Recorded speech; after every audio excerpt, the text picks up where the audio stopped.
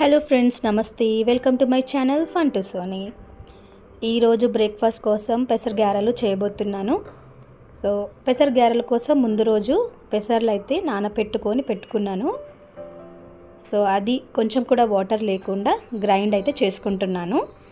ఈలోపు దానికి కావాల్సినవి ఆనియన్స్, కరివేపాకు, కొత్తిమీర, పచ్చిమిర్చి సన్నగా తరుముకొని సైడ్కి అయితే పెట్టుకున్నాను. సో ఒక కడాయిలో ఆయిల్ వేసేసి డీప్ ఫ్రై కోసం హీట్ చేసుకుంటున్నాను. సో పెసర గారెలు వేసుకోవడానికి ఒక కవర్ని అయితే సిద్ధం చేసుకున్నానండి.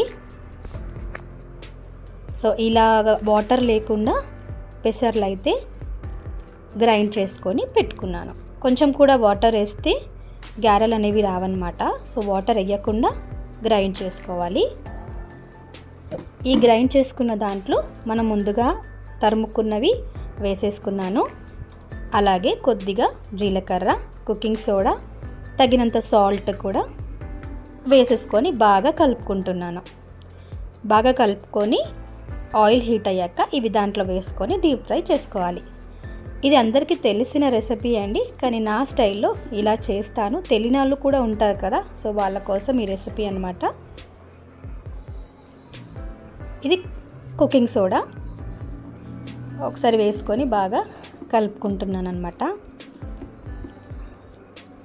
ఈ కనుమ రోజు చేశానండి ఈ పెసర గారెలు. యాక్చువల్గా ఇవి తీసుకొని మా మమ్మీ వాళ్ళ ఇంటికి వెళ్ళి అక్కడ మా మమ్మీ ఆల్రెడీ పూరీలు, చికెన్ పులుసు, మటన్ కర్రీ అన్నీ చేసి రెడీగా పెట్టింది. సో ఇవి నేను తీసుకుని వెళ్ళి పూరీ కర్రీతో, చికెన్ కర్రీతో తినేస్తాను. సో ఆయిల్ అయితే హీట్ అయిపోయింది. సో మనం ముందుగా కవర్ మీద కొద్దిగా ఆయిల్ పెట్టి అద్దించి దాని మీద గారెలు ఇలాగా ప్రెస్ చేసుకొని హీట్ అయిన ఆయిల్ అయితే వేసి డీప్ ఫ్రై చేసుకుంటున్నాను.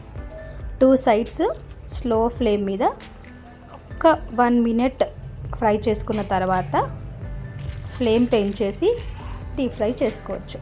అలా అయితే లోపల మనకి బాగా కుక్ అవుతుంది.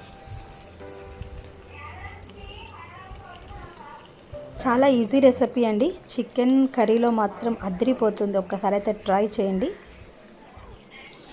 పెసర గారెలు 2 సైడ్స్ అయితే ఫ్రై చేసుకుంటున్నానండి. ఇది ఆల్మోస్ట్ అయిపోవడానికి రెడీ అవుతుంది.